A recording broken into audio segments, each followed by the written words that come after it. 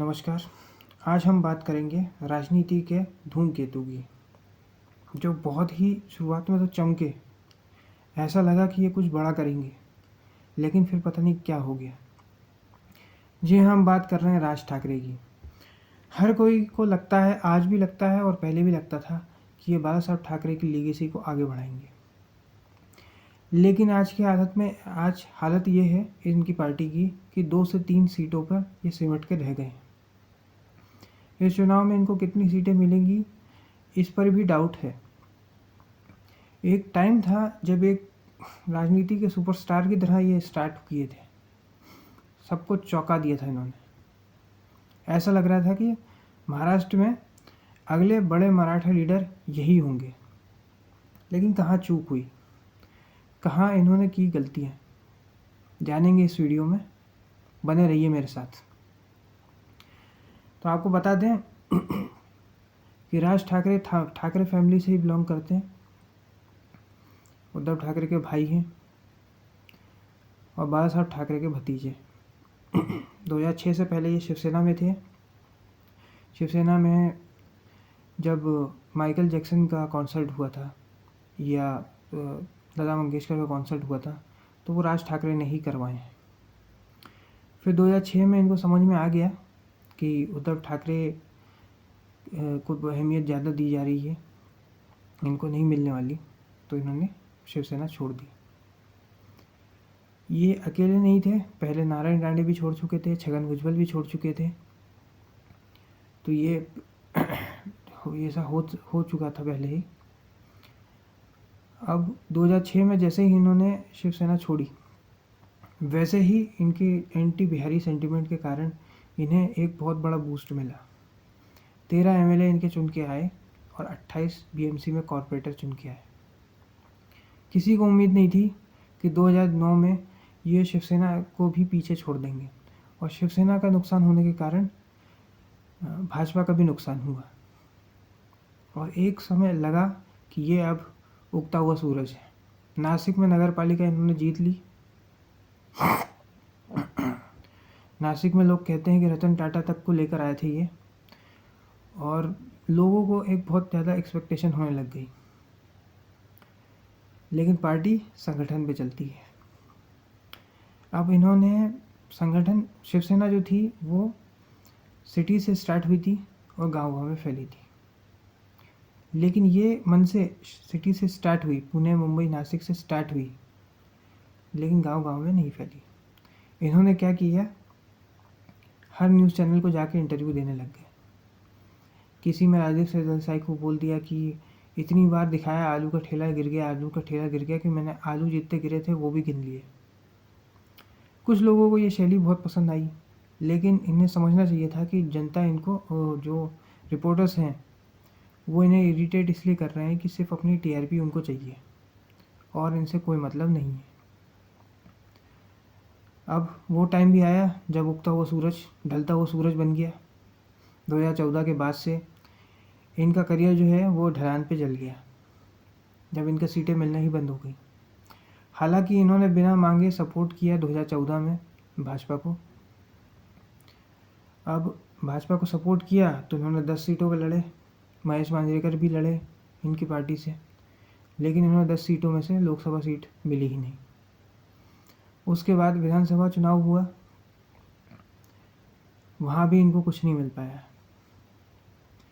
अब इसके बाद ये प्रो मोदी से एंटी मोदी हो गए। पहले ये कहते थे कि आप शुरू के 5 साल सिर्फ बिहार, झारखंड और यूपी को दो। फिर अब इनको समझ में आ गया कि इनको अपने पे लौटना पड़ेगा, तो ये फिर नरेंद्र मोदी पे अटैक करने लग गए। लाव रे वीडियो करके इनका कैंपेन चला, जहाँ पे इन्होंने जो पहले भाजपा वालों ने बोला है और इनकी स्कीम्स में रियल में क्या हुआ है उस पर लॉजिकल आंसर दिए। लेकिन इनकी पार्टी को फिर भी कोई फ़ायदा नहीं हुआ। धीरे धीरे ये एंटी बिहारी और एंटी गुजराती सेंटीमेंट से इन्होंने कोशिश करी कि बहुत ज़्यादा हो जाए, लेकिन कोई फ़ायदा नहीं हो पाया। इन्होंने फवाद खान या पाकिस्तानी जो आर्टिस्ट काम करते हैं भारत में, उसका विरोध किया, और ये कुछ लोगों ने हाथों हाथ लिया इनकी बात को, इनको अच्छा सपोर्ट मिला। लेकिन वो कभी भी इलेक्टोरल सीट्स में कन्वर्ट नहीं हुआ, क्योंकि उसके लिए आपको लोकल लीडर्स चाहिए होते हैं, संगठन चाहिए होता है, जो कि मनसे के पास नहीं है। तो यहाँ पे इनका डाउनफॉल हो गया, राइज और फॉल।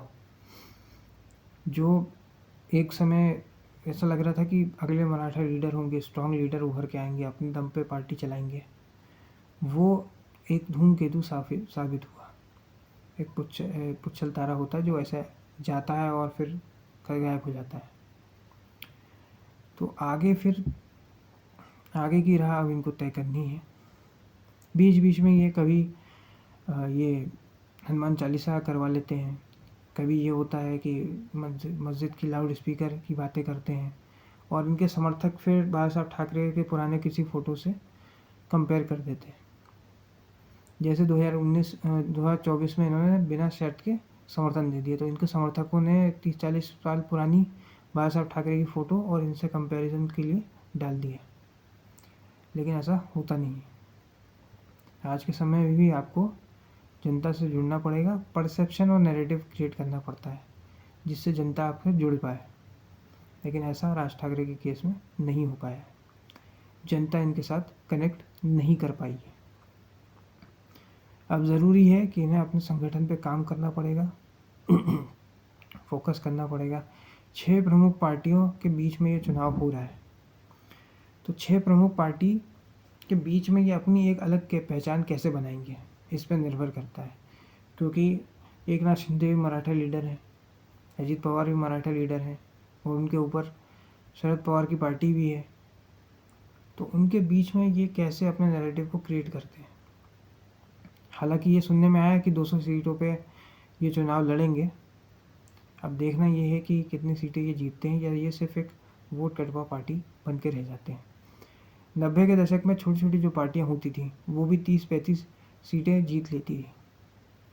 तो हो सकता है कि ये कुछ कमाल कर जाए अगर इन्होंने अच्छे कैंडिडेट उतारे, अच्छा अगर इनका संगठन रहा, तो हो सकता है जनता इनके साथ अगर कनेक्ट करेगी, क्योंकि इससे बढ़िया समय मनसे के पास नहीं है रिवाइव करने के लिए। अगर ये 10 सीटें भी जीत गए, 30 सीटें भी जीत गए, तो इनकी पार्टी रिवाइव कर जाएगी। क्योंकि अगर 1 या 2 सीट आप जीत रहे हो और आप 10वीं सीट जीत गए, तो आपकी पार्टी रिवाइव कर सकती है। लेकिन उसके लिए मेहनत करनी पड़ती है, ग्राउंड पे जाना पड़ता है, पूरे मुंबई में अलग अलग जगह पे जाकर लोगों से कनेक्ट करना पड़ता है। जब हर चौराहे पे समस्याएं हैं, मुंबई की भी, पुणे की भी, वाटर लॉगिंग की समस्या है, कचरे की समस्या है, और भी दूसरी समस्याएं हैं, तो वहाँ पर एक लोकल लीडर होना बहुत ज़रूरी है। और आप तो जानते ही हैं कि महाराष्ट्र की इंडस्ट्रीज़ की क्या हालत है। गिफ्ट सिटी मुंबई में आ रही थी, गुजरात शिफ्ट हो गई। उसके बाद वेदांता का सेमीकंडक्टर प्लांट आ रहा था, वो भी गुजरात शिफ्ट हो गया। उसके बाद टाटा एयरबस का प्लांट आ रहा था, वो भी शिफ्ट हो गया। मुंबई के जो डायमंड मर्चेंट्स थे वो सूरत शिफ्ट हो गए। और अभी हिंजेवाड़ी में भी 10 से ज़्यादा कंपनीज़ के बारे में सुनने में आ रहा है, वो भी महाराष्ट्र के बाहर निकलने वाले हैं। और कोई बड़ी मेजर इंडस्ट्री अभी तक सुनने में नहीं आई है कि इन्वेस्ट करना चाहती है। उद्धव ठाकरे के टाइम पे सुना था कि 600 करोड़ बजाज ऑटो इन्वेस्ट करेगी, लेकिन अब उसकी भी न्यूज़ नहीं है। रत्नागिरी की रिफाइनरी का भी अब कोई न्यूज़ नहीं आ रहा है। 5-6 साल पहले बोल रहे थे कि वहाँ पर रिफाइनरी लगेगी, थोड़ा बहुत विरोध हुआ, लेकिन अब कोई न्यूज़ नहीं है। ये लोकल वर्सेस बाहरी वाला मुद्दा उठाकर थोड़ा बहुत वेटेज ले सकते हैं। अब जनता इनके साथ कितना कनेक्ट करेगी या क्या होगा, क्योंकि बहरहाल अभी तो कुछ भी स्टेटमेंट इनका सुनने में नहीं आया है। मौला जाट जो मूवी थी उसके टाइम पे तो सुना था, बट उसके बाद कोई इनकी खोज खबर नहीं आई है। बस यही न्यूज़ आई है कि 200 सीटों पे मन से लड़ेगी चुनाव। हर बार इनके साथ ऐसा होता है कि एकदम अचानक से एक मुद्दा उठाते हैं, जैसे टोल टैक्स का था, पाकिस्तानी आर्टिस्ट का था, लाउड स्पीकर का था। अचानक से आते हैं, ऐसा लगता है कि अब ये कुछ करेंगे और फिर गायब हो जाते हैं। उस मुद्दे को लंबा नहीं खींच पाते और उस मुद्दे से जनता के बीच में नैरेटिव और परसेप्शन क्रिएट नहीं कर पाते। चुनाव जो है वो परसेप्शन पर लड़ा जाता है। हो सकता है आप बहुत बड़े समर्थक हो मनसे के, लेकिन यही सत्य है, जब तक आपके पास नंबर्स हैं तब तक आपकी पूछ है, आपके पास नंबर्स नहीं है तो आपकी कोई पूछ नहीं है। मान लीजिए कि अजीत पवार विधानसभा में भी हार जाते हैं तो कोई भी पूछ नहीं होगी। नवनीत राणा लोकसभा चुनाव हार गई, अब उनको कोई नहीं पूछ रहा है। एकनाथ शिंदे के पास नंबर्स हैं, वोटर बेस है, इसलिए लोग उनको पूछ रहे हैं। यही अगर राज ठाकरे ने कर लिया इस चुनाव में तो उनकी भी पूछ परख होने लग जाएगी, उनकी पार्टी रिवाइव कर जाएगी, नगर पालिका में भी रिवाइव कर जाएगी और विधानसभा में भी रिवाइव कर जाएगी। क्योंकि विधानसभा में 5-5 हज़ार के अंतर से ही निर्णय हो जाते हैं।